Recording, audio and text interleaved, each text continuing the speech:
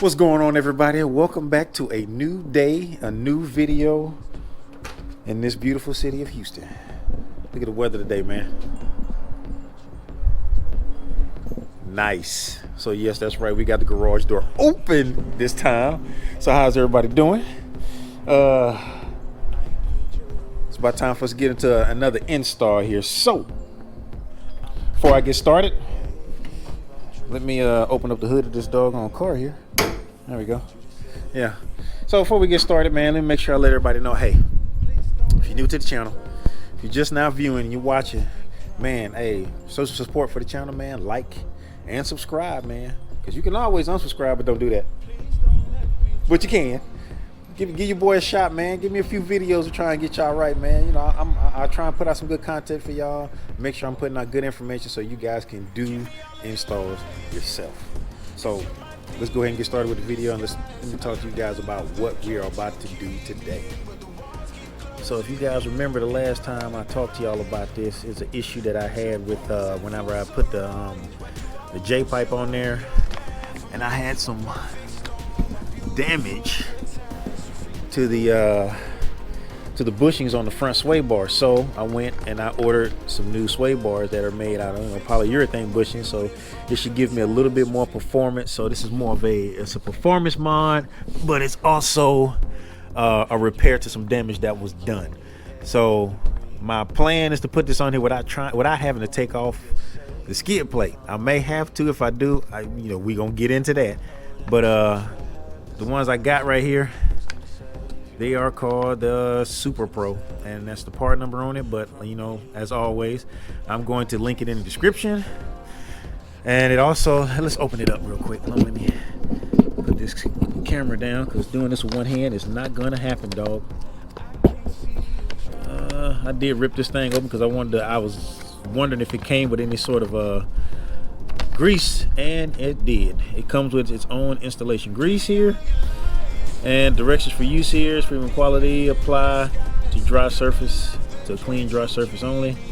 And I'm pretty sure all of that is going to go inside here so it can move around. But here's the bushings right here. It should look like the stock ones. I'll take one out. I'm going to do these one at a time, and then I'll do a comparison on how it looks. So what I'm going to do is I'm probably going to go after the really bad one first. We can take a look at that.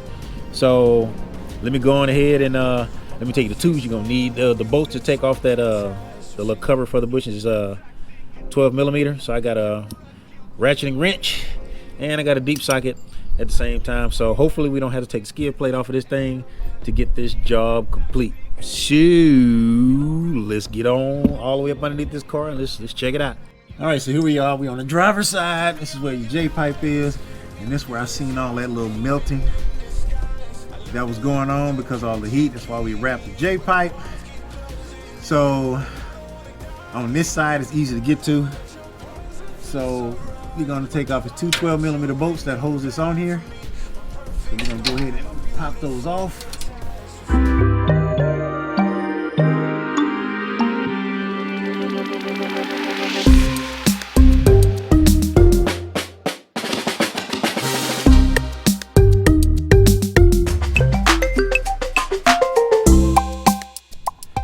Pull that off, and now this thing, yep, it should just come right on off of here.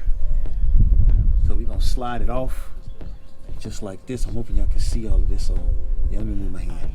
I'm just sliding it towards the actual tire, and now it's open. I can open it up enough to where I can get it off of here.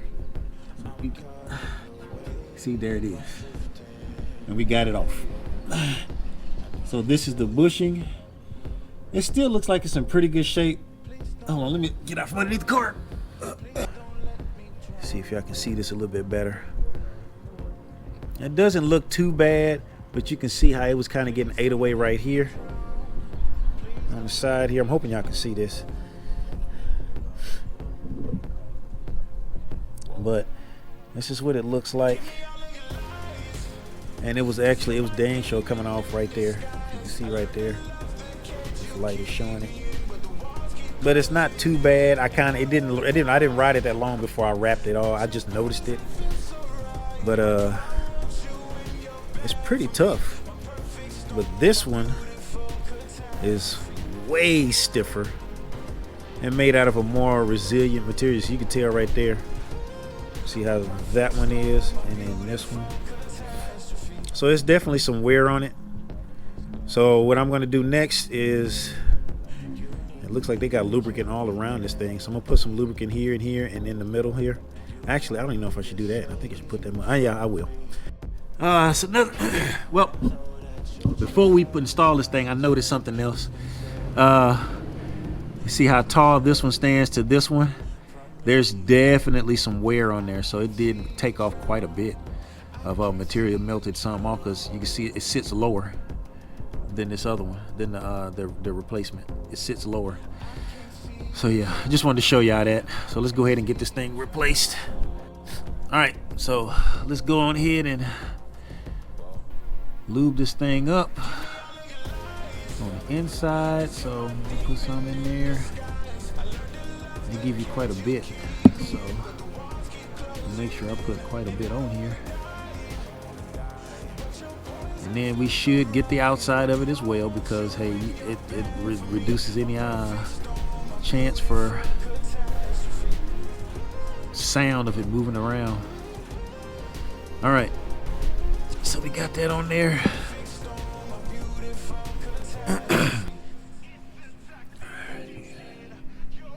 All right, so now we just got to slide this bad boy back on here. So we're going to open it up,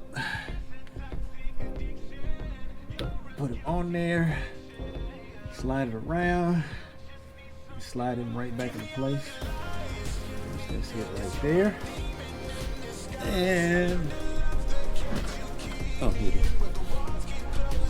Now this thing, this clamp, it has an arrow on it, so make sure you point it the right way. Right there. So there's an arrow right there, and so that should be pointing towards the front of the car. So that's the way that should be facing when you put it back on.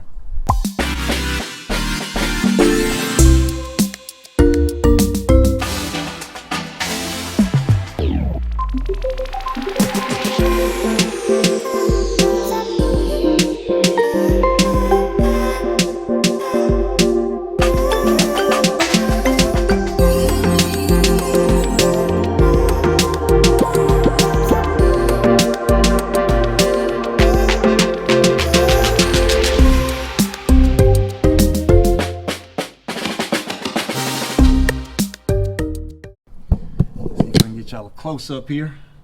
What we're looking like there. So we are in there. It's kind of sticking out a little bit on this side. That's how it fits in there, because it's got that little indentation right here that it fits into. So the little hump on there goes inside of there. But that's it. So what I'll do is I'll put y'all on a time lapse, and I'll do the other side.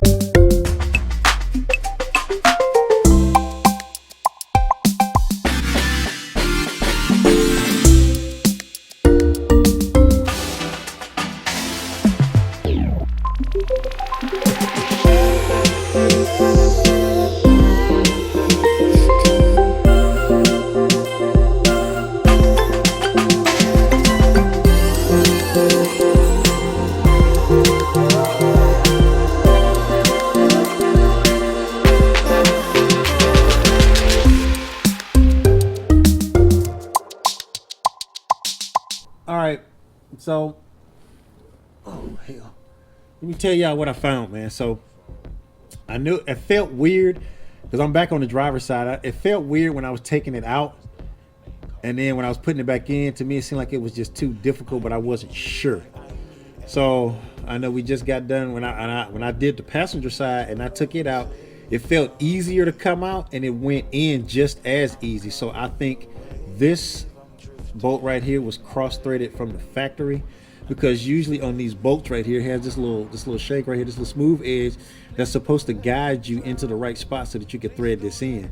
Well, I noticed something was weird with it. It just looked weird, but I wasn't sure. This is the first side we started on, so this was cross-threaded. So I luckily found some other bolts, so I kind of worked it out to where it'll go back in there straight. So I'm gonna try and put this thing on here again, but before I do anything, I'm just gonna put a couple of threads on this back one just to hold it in place. And then I'm gonna put this one in here, and I'm gonna make sure it's lined up, and I'm gonna put pressure on it to push it in so that I'm not getting too much resistance, making sure that this thing is in here straight. Because I was like, man, this thing sure is hard to, it shouldn't be that hard to put in there, you know what I mean? So see, now even starting it, it feels better, and it's actually flat against it. Because before it was sitting at an angle right here. This would kind of led me to thinking, man, this thing may be cross-threaded. And I was like, man, it shouldn't be this hard. But now this feels like a boatload better. So what I've been doing is I took some extra bolts and I've been working them in a little bit and out, making sure that the hole was straight. I took everything out as the bolt was going in straight, and I kind of did the threads a little bit, backed it out, blew it out, get all the trash out of there. And now look at this, it's way better now. This is how it felt on the other side, and I'm like, man, it shouldn't be this hard. Like I said, it felt weird coming off of there, so I figured maybe it was trash in there from the get-go when I was taking it out, and I figured it all fell out. But no, this thing was in here cross-threaded from the factory, so you know, it ain't perfect, but you know, they mess up sometimes. But we got it fixed. But this is why I'm showing y'all what I found, you know, by doing this. So when you are taking these off of here, pay attention to how it feels when it comes off. Because now it's screwing on there way better, and it's like flat and flush, easier, and it's not any open spots on this bolt. So what I would do whenever you putting this on here, you put this back bolt on, because it's just a nut. You put a couple of threads on that thing just to hold it on there, and then press down on the front one to make sure it's straight, and spend a lot of your time putting this one in first, because this is the one that can actually get cross-threaded. What I think they should have did is they should have welded a bolt in on this side to make them both to where a nut goes on there. But this feels, it's way better now. And that's all the way tight. That's good. So yeah, just wanted to let y'all know that. And you just go until it stops, and you know, you got right now I'm using my elbow torque wrench. Hold on, maybe we can hear a click if I tighten it. That's it. So there we go. So now let's go back up top. All right, y'all, so there we go. Not that bad of an install, and I didn't even have to remove my skid plate, which is a plus. But really easy. Y'all can attack this stuff, man. Try it, man. Do it. If you mess it up, which is gonna be kind of hard for this sort of install, put it back the way it was, take it to somebody, and then you can get them to fix it. But like I said, man, have a little faith in yourself, man. I'm sure y'all got it, man. But there was plenty of grease left over, but I just in case I do hear squeaking, and I put my factory ones back in this bag, and I put the remaining grease in there, so if it ever does squeak, I can always go down there, take it apart, and then put some more lubricant on there, and it'd be good to go. So like always, I tell y'all, man, I'm gonna link it in the description.